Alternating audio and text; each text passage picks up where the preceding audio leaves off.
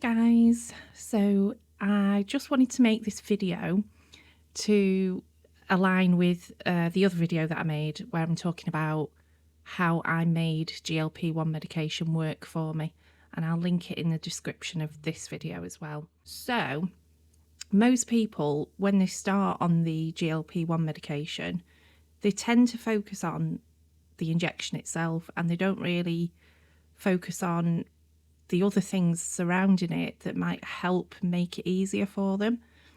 And it can be quite overwhelming for people if they've not done it before. And still, this medication is still quite new to everybody, isn't it? What made the difference for me was I built systems and habits around my usage of the medication.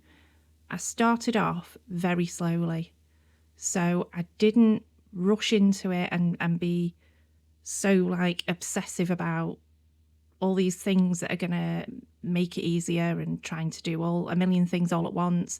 Nothing like that. I just tried to keep it really simple and really gradual in terms of how I introduce different habits and systems. So none of these things that I'm going to talk about are revolutionary. They're just things that most people do on a weight loss journey or a weight loss plan. I'll explain how I made it work for me personally, and you might find it useful. So the main thing that I did was I had an app. So for me, the best app out there by far is the Team RH app. It's really simple. It's really easy to understand. It's very, very cheap for what you get. You get direct support from professional coaches when you need it. There's a Facebook group that they created on the back of the app so people can support each other. It's fantastic. It really, really helps people. And if you go online and just Google Team RH, the reviews and everything will speak for themselves. It's amazing. However, there are other apps out there. So I would say find an app that you think is going to work for you. So that's the main one. Get an app. The best thing about the Team RH app is that they have a plan specifically for people on GLP-1 medication. So they give you a calorie, protein, fibre, carb, fat target based on the fact that you're on this GLP-1. So you won't have to worry about overeating or not eating enough as well, because they want you to eat your calories each day. So I think that is a really good one. And what this does is it helps you maintain a level of normality around your eating, because one thing that always concerns me is, what is my life going to look like when I'm not on the injection? Most people will get to a point one day where they're not on this medication. And then there's a switch, isn't there? You know, I think people who are doing this without support or without the use of an app are potentially eating as little as possible and not getting enough nutrients. And then when they get to the point where they're not on the injection, it's going to be, oh my God, you know, what do I do? How do I manage doing this and eating normally and all of that? So that's what the app is really good for. It helps you maintain that level of normality when it comes to your food.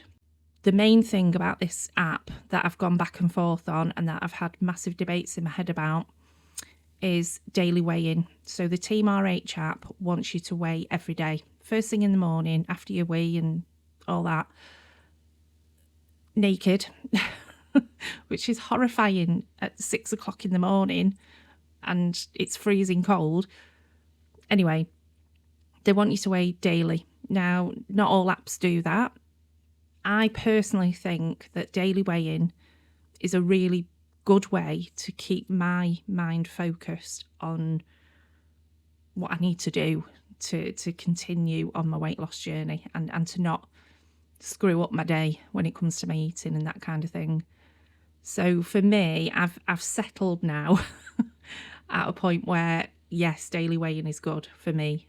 Might not be for everyone. It can be quite a difficult thing to face for certain people. So it's a very personal thing, that But for me, the daily weigh-in really, really helped, especially in the beginning. It just helped me keep that focus and just keep me on track. So the next thing was preparation. So I plan all my gym days in advance so that I'm not kind of making spur of the moment decisions either way about whether to go or not. The other thing that I did around the gym and going to the gym was, if I knew that I was going to the gym first thing in the morning, I still do it now, say on a Saturday morning, I'll have my gym gear out ready the night before. So I'll lay it all out and get it all ready. I just grab it, get dressed, and, you know, I'm out the door. If I'm working, now it's different for me because I can wear pretty much whatever I want for work, within reason. Depends on the type of work day I'm having, but most of my gym days I'm able to wear my gym gear to work. So I literally finish work, collect my son, go to the gym, whatever. So on the same topic of being prepared, I'll look at what kind of day I'm going to have. So my job is very all over the place. Not a bad thing. So some days I could be out the house all day at meetings, visiting people that I support, all sorts of things. So I look at the kind of day I'm going to have, and I generally do it the day before so that I know that night I can prepare whatever I need to. So I'll look at the day I'm going to be having for work and I'll plan my food. So I'll be thinking, right, I'm going to be out the house all day. What do I need to take with me? So I'm not buying crap from a local garage or tempted to drive into a McDonald's on my rounds, things like that. So yeah, I'm always thinking ahead. So what kind of day am I going to have? Right, I need to make this up. I'll make up a pot of yogurt with, I do like a fruit mixture with sweetener in and that kind of thing. So I'm always trying to be one step ahead so that I'm not caught out and I'm not kind of making spur of the moment decisions or making decisions that aren't going to help me on this journey. Obviously, everyone's day-to-day life looks really different, and some people's lives are horrifically hectic and all over the place. But I think it's possible for pretty much anyone to find a way to make things work. And I think what it's about is coming to a point where you're saying, right, this is my time to look after myself. So I think most people, they go about their daily lives and they're rushing around and trying to get everything done for the day.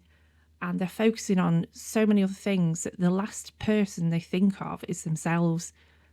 And that's where the snacking comes in, the grabbing processed fast food comes in. You're just kind of surviving, aren't you? Most of us are day to day, aren't we? So it's about coming to that point in your life and saying, no, enough's enough. I need to find a way to make this work for me, look after myself, and still try and make the rest of my life work as well. And it's just about trying to find that balance. Another one that I do, so my work calendar, I use it like a to-do list. So I didn't realise I was doing it. I was just doing it, and then I found out there was a name for it. So what I do is called time blocking, apparently. And there's a whole kind of theory around it, and there's a guy that produces all these books and planners and stuff about it. But for me, I time block on my work calendar. So it's almost like a to-do list, but it's also allocating time throughout the day for each thing that's happening. So I do it for my work calendar, but then I'll also try and do it for my non-work hours. Not as rigid or focused as my work calendar is, but I also have a reminder app on my phone, which is also like a little to-do list for the day. So anything that you can think of that's going to help you to be organised and stay on track and stay focused, do it. You know, there's to-do list apps out there, there's reminder apps. I just use Google To Do, I think it's called. But I think you've got to find the one that works for you. And usually 99% of the time, it's the simplest ones that are going to work the best. And there's loads of free ones as well. You don't need to pay for a lot of these things. Obviously, the app for Team RH is, I think it's $7.99 a month, which is, I think it's a really good deal for what you get, but that's just me. Anyway, the next thing is balance. So from the minute I started the injections, I never lost my sweet tooth. I think I was better at managing it at certain points, depending on what medication I was on and what dose and stuff. But I never lost my sweet tooth. So what I decided to do was have some balance.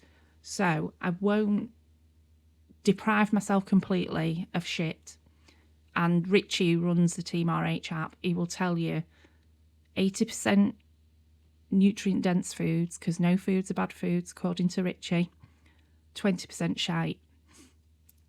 So for me, my shite is chocolate, and also just at this point I could live without it. And I think we only do it really because the lads, my son and my partner, still look forward to it every week. I look forward to it every week, but I think it's more to do with the fact that I'm not cooking. So once a week on a Friday we'll have a takeaway. And yeah, I think at this point I could probably live without it. But like I say, it's a chance for me to not be cooking. So so that's my kind of the main appeal for me now is more that, I think. Although, you know, I still like my shite, savoury shite, but my biggest downfall is the chocolate. So bad. And I don't think I'll ever get rid of that craving that I get for chocolate. It's crazy. But like I say, I'm a lot better at managing it than I was. And that's why I've been able to get to a point where I've lost like 80 pounds. The next one, and it also falls under being prepared. So I do a meal plan every week. And again, I'm not saying this is going to work for everybody. So for some people, it might be impossible. But if you can do something that resembles some kind of planning around your meals, some kind of idea about how you're going to manage your eating for the week ahead, I would do it, because it really, really helps. It stops you from reaching for shite. It stops you from overspending. And it also saves you a bit of time and stress in the long run. So I will do, usually on a Wednesday evening, I've got a spreadsheet. I've got a spreadsheet for everything. So I'll do a weekly meal plan. So I will start with Saturday and Sunday. What are we going to have then? Well, Saturday and Sunday I'm not working, so it's quite easy. You know, that doesn't take much brain power or planning. Dead easy, that one. Then we go to Monday, Tuesday, Wednesday and Thursday. So those 4 days, I have been doing Monday, Tuesday, Wednesday, meal from scratch, all home cooked. Thursday, a ready meal, just to take the pressure off me a little bit. And Jason would sort that out, my partner Jason. And then Friday, takeaway. And then we're back to Saturday. However, I've just started batch cooking. And I'm going to try it again this coming week. And it has been an absolute godsend, especially over the run up to Christmas. It was just so nice to be able to go into the freezer and just pull 3 meals out and know that I've tracked all the ingredients already. That's the other great thing about the Team RH app. You can create recipes within the app and then you've got them there. So as you're cooking these meals, you're building up a bank of meals that you can just reach for and go into the app and think, right, I know exactly what's in this meal. I've already tracked it. I can just whack it into the app and you know, put my portion size in and it's done. So I would definitely say, if you can, I think batch cooking is quite a good idea. I'm not saying it's going to be possible for me to do it every week and you know, that kind of thing. But if I can do it 9 times out of 10, I'll be pretty chuffed. So yeah, planning your meals is a big one. Generally, our breakfast and lunches are pretty samey. We tend to stick to the same kinds of things most of the time. it's the evening meals for me, where previously we were ordering takeaways left, right and centre so many evenings a week, because as I was getting bigger and bigger, my energy levels were just gone, completely gone. And I was just getting, I was going to say lazier, but that's not the right verbiage, is it? I was just getting more and more tired and less motivated to cook. Now I actually look forward to cooking. I love being in the kitchen, and I really, really enjoy cooking again. I used to, years and years and years ago, I used to love it. I really, really enjoyed it. But like I say, as I got bigger and bigger, it just became more and more difficult. There's a lot of standing. You get hot and stressed and all of that. And it's just so much harder the bigger you are, unfortunately. The next one is a big one. And this is more to do with your mindset and how you start your day, because I think that is a really big one in how consistent you're going to be and how your ability to be consistent works. So I will try my best to get a decent night's sleep. Doesn't always work for one reason or another, but if I can, I do really, really try to get a good night's sleep.